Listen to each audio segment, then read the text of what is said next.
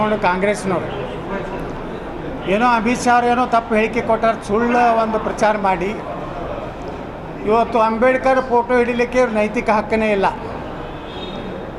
ಬಾಬಾ ಸಾಹೇಬ್ ಅಂಬೇಡ್ಕರ್ ಒಂದು ಮಾತು ಹೇಳಿದ್ದಾರೆ, ಕಾಂಗ್ರೆಸ್ ಅಂದರೆ ಒಂದು ಉರಿಯುತ್ತಿರುವ ಮನೆ, ಆ ಉರಿಯುತ್ತಿರೋ ಮನೆಯಲ್ಲಿ ಯಾವ ದಲಿತರು ಹೋಗಬಾರ್ದು ಅಂತೇಳಿ ಬಾಬಾ ಸಾಹೇಬರು ಅವಾಗಲೇ ಹೇಳಿದ್ದಾರೆ.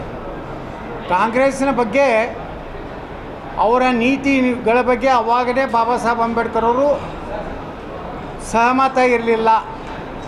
ಅವರ ಅಂತ್ಯಕ್ರಿಯೆಗೆ ದೆಹಲಿಯಲ್ಲಿ ಅವರಿಗೆ ಒಂದು ಅಂತ್ಯಕ್ರಿಯೆ ಮಾಡಲಿಕ್ಕೆ ಸ್ಥಳ ಕೊಡಲಿಲ್ಲ. ಅದೇ ಇಂದಿರಾ ಗಾಂಧಿ, ನೆಹರು, ರಾಜೀವ್ ಗಾಂಧಿಗೆ 100 ಎಕರೆ ಜಮೀನು ಕೊಟ್ಟರು.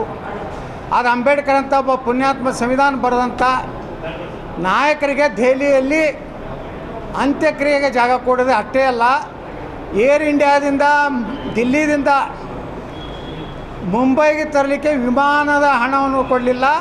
ಸ್ವತಃ ಬಾಬಾ ಸಾಹೇಬ್ ಅಂಬೇಡ್ಕರ್ ಅವ್ರ ಕಾರ್ ಮಾರಿ 5,000 ರೂಪಾಯಿ ಏರ್ ಇಂಡಿಯಾ ಹಣ ತುಂಬಿ ಹೊತ್ತು ಪಾರ್ಥಿವ ಶರೀರ ತಂದು ಚೌಪಾಟಿಯಲ್ಲಿ ಹೊತ್ತು ಅವ್ರ ಅಂತ್ಯಕ್ರಿಯೆ ಮಾಡಬೇಕಾಯಿತು. ಕಾಂಗ್ರೆಸ್ ಆಡಳಿತದಲ್ಲಿ ಭಾರತ ರತ್ನ ಕೊಡಲಿಲ್ಲ.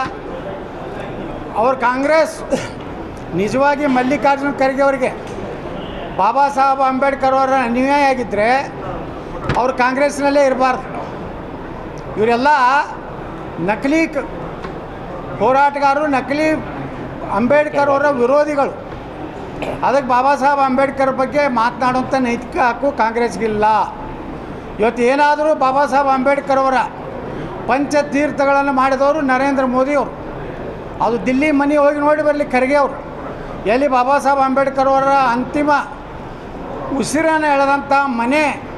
ಇಡೀ ಬಾಬಾ ಸಾಹೇಬರ ಜೀವನವನ್ನು ಚಿತ್ರಿಸುವಂಥ ಒಂದು ಇವತ್ತು ಸಂಗ್ರಹಾಲಯ ಮಾಡಿದ್ದಾರೆ.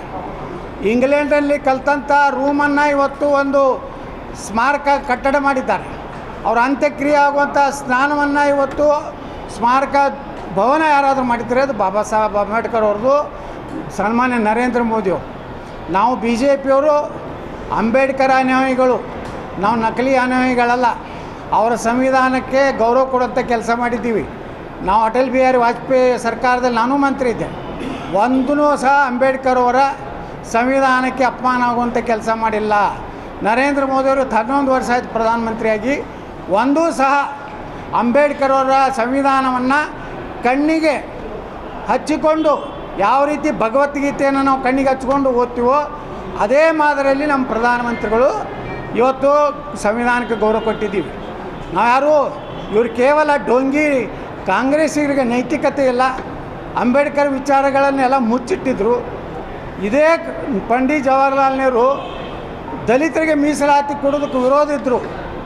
ಅಂದು ಪ್ರಧಾನಮಂತ್ರಿ ಇದ್ದಾಗ ಎಲ್ಲ ಮುಖ್ಯಮಂತ್ರಿಗೆ ಪತ್ರ ಬರೆದು, ಒಂದು ವೇಳೆ ದಲಿತರಿಗೆ ಮೀಸಲಾತಿ ಕೊಡೋದಾದರೆ ನಾ ಸಂವಿಧಾನವನ್ನು ಬದಲಾವಣೆ ಮಾಡೋಕ್ಕೆ ತಯಾರಿದ್ದೀನಿ ಅಂತ ಮಾತನ್ನು ಹೇಳಿದವರು ಪಂಡಿತ್ ಜವಾಹರ್ಲಾಲ್ ನೆಹರು. ಅದಕ್ಕೆ ಇವತ್ತೇನು ಕರ್ನಾಟಕ ವಿಧಾನಸಭೆಯಲ್ಲಿ ಭಾಳ ಪ್ರಮುಖವಾದಂಥ ಚರ್ಚೆ ಉತ್ತರ ಕರ್ನಾಟಕ ನಡೆದಿದೆ. ಉತ್ತರ ಕರ್ನಾಟಕದ ಅಭಿವೃದ್ಧಿ ಬಗ್ಗೆ ಚರ್ಚೆ ಮಾಡಿದ್ವಿ. ಆ ಒಂದು ಉತ್ತರ ಕರ್ನಾಟಕದ ಈ ಬೆಳಗಾವಿಯಲ್ಲಿ ಉತ್ತರ ಕೊಡಲಿಕ್ಕೆ ನೈತಿಕತೆ ಇಲ್ಲದಂಥ ಸಿದ್ದರಾಮಯ್ಯ ಸರ್ಕಾರ ಇವತ್ತು ಕೇವಲ ಗೊಂದಲವನ್ನು ಸೃಷ್ಟಿ ಮಾಡಿ ಬಾಣಂತಿಯರ ಸಾವಿರ್ಬೋದು, ನಮ್ಮ ವಕಫದ ವಿಚಾರದಲ್ಲಿ ಅವರು ನಿನ್ನೆ ನಡ್ಕೊಂಡಂಥ ರೀತಿ ಇರ್ಬೋದು. ಅಂದರೆ ಇದೊಂದು ಸಂಪೂರ್ಣವಾಗಿ ಹಿಂದೂ ವಿರೋಧಿ ನೀತಿ, ದಲಿತ ವಿರೋಧಿ ನೀತಿ.